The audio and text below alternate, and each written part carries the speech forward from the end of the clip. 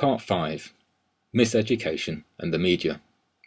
I can't give a comprehensive outline of the role of education and the media regarding racism in such a short space of time, but I will do my best to show the breadth and depth of it with some examples. If you can stay mindful of how it all comes together to form a pattern in every individual's mind, then I will have done part of what I set out to do in this film. The education system is not only a problem because of what I identified in Part 1, it's also a problem because of the curriculum. I'm going to rush through some examples in this section, doing little more than dropping names and giving the briefest of descriptions. If you're interested, it'll be well worth your time to do your own research, especially to compare what popular websites say compared to specialist sites that deal with hidden history or black history, for example. This is George Bridgetower. He was a violin virtuoso. There's a fantastic story about him and Beethoven regarding Kreuzer's sonata. It's well worth looking up. Beethoven often said that Bridgetower contributed to his success. Bridgetower was also a close friend of George IV, and if you wanted an audience with the king, then Bridgetower was one of the most likely routes to achieving this. Here's a couple of examples of black Madonnas and Bambinos, the first from Switzerland and the second from Luxembourg. These were once common all over Europe, including Spain, Italy, and the Vatican, and they can still be found there. This is Queen Charlotte, the wife of George III and grandmother of Queen Victoria. Her personal physician, Baron Stockmar, said this of her in his autobiography: "She has a true mulatto face," mulatto being the word of the times for mixed race. Septimus Severus was a Roman emperor, the first of the Severan dynasty, a black man from Libya. As emperor, he oversaw extensive works on Hadrian's Wall, in person, on location. He died in York and is buried there. We're all taught of Hadrian's Wall in school, so why not the splendid story of Septimus Severus? And this is Aesop, the world-famous fabulist. He needs no introduction. He was an Ethiopian. This is Queen Philippa, wife of Edward III. Bishop Stapledon described her thus: "The lady whom we saw has hair betwixt blue-black and brown. Her eyes are blackish-brown and deep. Her nose somewhat broad at the tip and flattened. Her nostrils are also broad. Her mouth fairly wide. Her lips somewhat full, and especially the lower lip. She's brown of skin all over. She was the mother of the Black Prince. He got his name before he had a suit of armour made. The French called him Le Noir." This is an official US War Office poster about Matthew Henson. He was the first man on the North Pole. He pulled Peary, the expedition leader, on a sledge for much of the last 130 kilometers. Peary received many honors, a congressional medal, had ships named after him, and he retired on an admiral's pension. Henson had to wait decades for any recognition, and even then he received only a fraction of what Peary got. Alexander Pushkin. As far as literature is concerned, he did for the Russian language what Shakespeare did for the English language. He was proud of his black roots, which Russia didn't try to hide, but the West did try to hide. And this is Pushkin's great-grandfather, Abraham Hannibal. He was a huge figure in 18th century Russia, commander-in-chief of the army for one thing. He was much respected by Peter the Great and his whole household. Queen Nzinga, an undefeated African warrior queen from the region of Angola. She consistently outwitted and outfought repeated Portuguese and Dutch attempts at colonizing. It wasn't until she died, at the age of 80, that colonialists could finally make any inroads. Alexander Dumas, in his own words: "When I discovered I was a black man, I determined to live so that people would see beneath my skin." You'll know his name from the likes of the Three Musketeers, the Count of Monte Cristo, and the Man in the Iron Mask. Though he was very much more than a novelist, he lived a staggeringly full life. This is Jan Ernst Matzeliger. He invented the shoe-lasting machine, which attached soles to uppers. This transformed the shoe industry, globally. It made millionaires of many, and shoes became generally affordable. Here's a picture of his invention. After he died, attempts were made to portray him as white, perhaps because Westerners regard shoes as a sign of civilization, and he was a black man. And this is Lewis Latimer. He worked for Bell and Edison, though he had his own patents. This is a method to produce carbon filaments for electric light bulbs. And this is one of his electric light bulbs. Another inventor. Elijah McCoy invented an automatic lubrication system that ended the time-consuming need for trains to stop for oiling. There was more than one such device around at the time, though none were as good as McCoy's. So when a train pulled up, the oilers would ask if the system fitted was the real McCoy, the likely origin of the expression. Mary Seacole, the original Lady of the Lamp. She was a contemporary of Florence Nightingale's, but she surpassed Nightingale's significant achievements. Perhaps this is why Nightingale spread cruel rumours about her, for example, regarding Seacole's work in the Crimean War. Seacole had strong links with the UK, but was so overlooked that she became a symbol for British racist attitudes, for example in Salman Rushdie's Satanic Verses.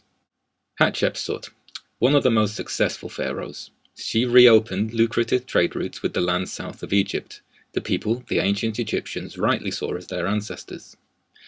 She also oversaw the construction of fantastic temples and other monuments, some of which are so massive that we still don't know how they quarried them and then moved them without breakage. In his time, Imhotep was known as the father of medicine. He was a polymath and was upgraded to god status by the Greeks and Romans. He was also worshipped by early Christians who preserved his other titles, Prince of Peace and Wise Counselor. Contrast this with how Imhotep is portrayed in recent Hollywood blockbusters. Cleopatra. In modern times she's been depicted as white, by white women, and Barbie dolls. Evidence for her whiteness is usually based on the fact that she was a Ptolemy. However, illegitimacy in the 2 generations before her broke the Ptolemaic line. A 2009 BBC documentary supports evidence for her blackness, but at a cost. No longer is she summarized as beautiful and smart. The title of the documentary is Portrait of a Killer. And this is Caesarion, the son of Caesar and Cleopatra. The all-too-common nose and lip damage hides African features. He certainly didn't get his black looks from Caesar. Amenhotep IV. He brought in a big spiritual shift. It's often wrongly described as monotheism, but Egyptians were already monotheistic. Different creatures were used only to emphasize specific aspects of God. His shift was to use the sun as the only fit metaphor for God. What you're looking at is a death mask of the famous composer Beethoven. Yup, that Beethoven. And this is his life mask. In this time, Beethoven was known as the Black Spaniard. Friedrich Hertz, a German anthropologist, in the book Race and Civilization, refers twice to Beethoven's negroid traits, dark skin and flat thick nose. Frau Fischer, an intimate acquaintance of Beethoven, described him as having a blackish-brown complexion. And Alexander W. Thayer, the first scholarly biographer of Beethoven, wrote, Beethoven had even more of the Moor in his features than did his master Haydn. A Moor in those times meant a black person. Shakespeare called Moors blackamoors. What you're looking at here is an original portrait of Beethoven. The original was worked upon to produce this, which was supposedly a better likeness. Would you like to see those two again? It's certainly food for thought that Beethoven, Bridgetower and Haydn hung out together. George Washington Carver, described by Henry Ford as the greatest living scientist. This is another official US War Office poster. Carver made over 250 products from peanuts and 70 from the sweet potato, including glue and synthetic rubber, which was a big help come World War I. His life story was made into a feature film by Metro-Goldwyn-Mayer while he was still alive. He was also honoured by the Royal Society of London and elected to membership. Dr. Cheikh Anta Diop, a brilliant historian, scientist, anthropologist, and politician. Diop established that Egypt was founded, populated, and ruled by black Africans, and was responsible for the rise of civilization throughout the Mediterranean, including Greece and Rome. Egypt has been so whitewashed that the West tends to see the country as anything but black, including in the times of pyramid building.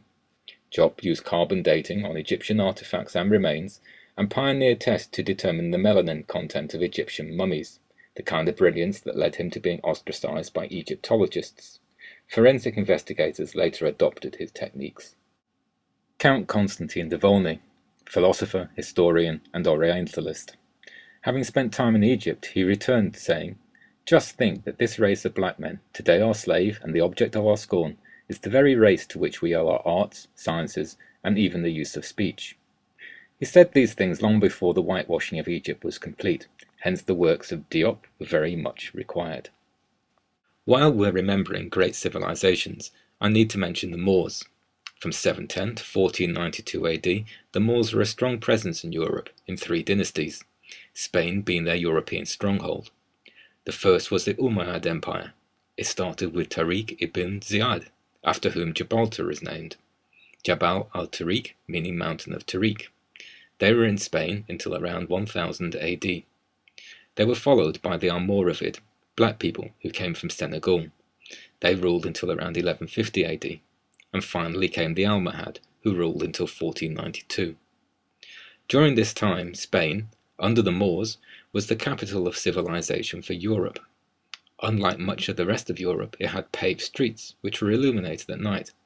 It also had medicine and libraries of books from all over the world, not to mention free education for the poor, and so on.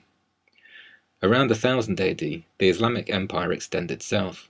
It converted a well-established Jewish area, comparable in size to Western Europe, that extended from Senegal on the west coast to Chad. It was known by various names: Ghana, Mali, and Songhai. The center of it was Timbuktu.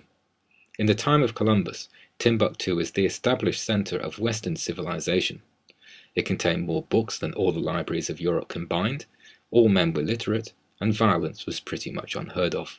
To summarize then, regarding hidden or whitewashed black history, I could have mentioned so very much more. This is just a fraction.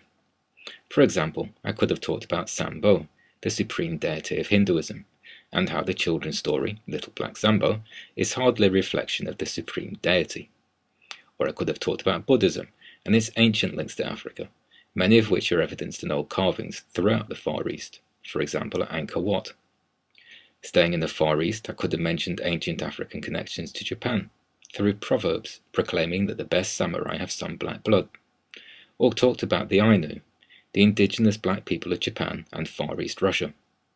Across the Atlantic there's also many links back to Africa: Ekchua, the god of trade and gold, or the Periku, indigenous black Californians, or the Olmecs, who preceded the Maya.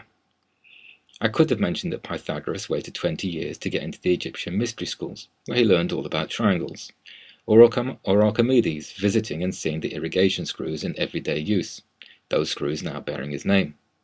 I could have mentioned the inventor of traffic lights, or Toussaint Louverture, and why much of the USA may be speaking French were it not for him, or how New York could still be called New Amsterdam were it not for Enrique Diaz. And still the list would be far from exhausted. One reason being that there's so much to say about the continent of Africa alone. So we're left with questions. Why has it been hidden, and what's the impact?